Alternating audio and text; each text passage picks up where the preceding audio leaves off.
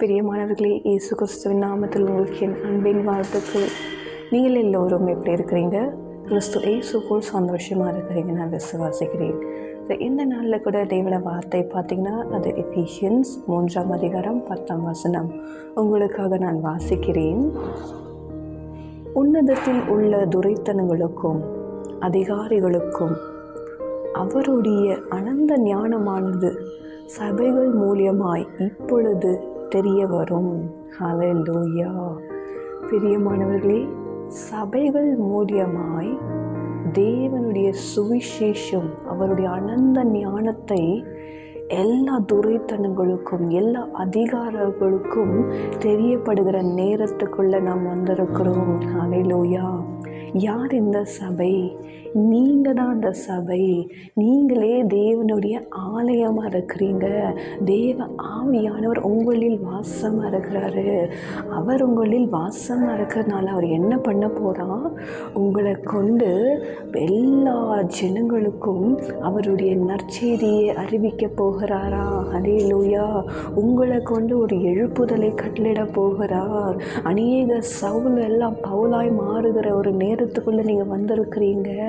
அநேகர் தேவனுடைய நற்செய்தி, அவருடைய கீர்த்தி உலகம் எங்கும் பரவுகிற நேரத்துக்குள்ளே நீங்கள் வந்திருக்கிறீங்க. உங்கள் குடும்பத்தில் தேவனாகிய கர்த்தர் உங்களை தெரிந்து கொண்டிருக்கிறார். உங்களை திறப்பில் நிற்கவும் சுவரை அடைக்கவும் ஒரு மனிதனை தேடினேன் என்று சொன்னாரே, நீங்கள் தான் அவர்கள். தேவன் தேடுகிற மக்கள் நீங்கள் தான். தேவன் தேடுகிற அந்த மனிதர் நீங்கள் தான். உங்களை கொண்டு தான் ஒரு பெரிய எழுப்புதலை இந்த தேசத்தில் கட்டளையிட போகிறார். எல்லா ஜனங்களும் உங்களை பார்த்து சொல்ல போகிறாங்க, இதோ உலகத்தை கலக்கிறவர்கள் எங்கே வந்து விட்டார்கள் என்று சொல்லுகிற ஒரு நேரத்துக்குள்ளே நீங்கள் வந்திருக்கிறீங்க. எல்லா முழங்கால்களும் முடங்கும், எல்லா நாவலும் அறிக்கையிடும், கர்த்தரே தெய்வம் என்கிற ஒரு நேரத்துக்குள்ளே இப்போ வந்திருக்கிறோம். ஹல்லேலூயா. ஒரு பெரிய எழுப்புதலை உங்களை கொண்டு கர்த்தர் திட்டம் பண்ணி வைத்திருக்கிறார். நீங்கள் ஒரு யோசுவாவா எழுந்தருளுங்க, ஒரு தெபொராக்களா எழுந்தருளுங்க, ஒரு யாகேலா எழுந்தருளுங்க, ஒரு எஸ்தரா எழுந்தருளுங்க, ஒரு அப்போஸ்தலனாகிய பவுலை போல் நீங்கள் எழுந்தருளுங்க. கர்த்தருடைய மகிமை உங்கள் மேலே உதிக்க போகிறது. கர்த்தருடைய எழுப்புதல் உங்களை கொண்டு கர்த்தர் செய்ய போகிறார். கர்த்தர் ஒரு மகா பெரிய எழுப்புதலை உங்களை கொண்டு திட்டம் பண்ணி வைத்திருக்கிறார். உங்கள் குடும்பத்தில் உங்களை இயேசப்பா திறந்து கொண்டிருக்கிறார். நீங்கள் அவருடைய திட்டத்துக்கு நீங்கள் இன்றைக்கு அர்ப்பணித்துக் கொள்கிறீங்களா?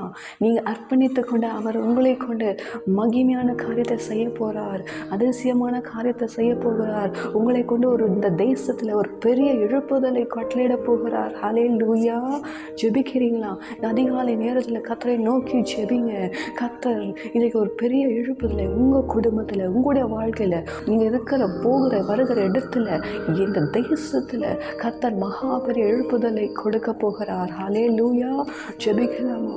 தகப்பனே, இந்த நாளின் வார்த்தைக்காக உமக்கு நன்றி செலுத்துகிறோமாப்பா. அப்பா, நம்முடைய பிள்ளைகளை இந்த எழுப்புதலின் திட்டத்துக்காக திறந்து கொண்ட தயவுக்காக ஸ்தோத்திரம் அப்பா. அப்பா, அவர்களே ஆலயமாய் நீர் வைத்திருக்கிறவரே, அவர்களை கொண்டு ஒரு பெரிய எழுப்புதலை கர்த்தர் கட்டளிடப் போகிறீர். உமக்கு நன்றி. அவர் வீட்டில், அவர் குடும்பத்தில், அவர்களோட வாழ்க்கையில், அப்பா, இந்த இந்திய தேசத்தில், இந்த தேசத்தின் எல்லா குடிகள் மேலும் ஆண்டவரே ஒரு பெரிய எழுப்புதலின் திட்டத்தை இந்த நாளில் நீர் வைத்திருக்கிறீரப்பா. அப்பா, ஒரு பெரிய எழுப்புதலை நீர் கட்டளிடப் போகிறீர். உமக்கு நன்றி. கர்த்தர் நீர் பெரிய காரியத்தை செய்யுங்க. இயேசுவின் நாமத்தில் ஜெபிக்கிறோம் ஜீவனுள்ள நல்ல பிதாவே. ஆமென். Praise the Lord. God bless you.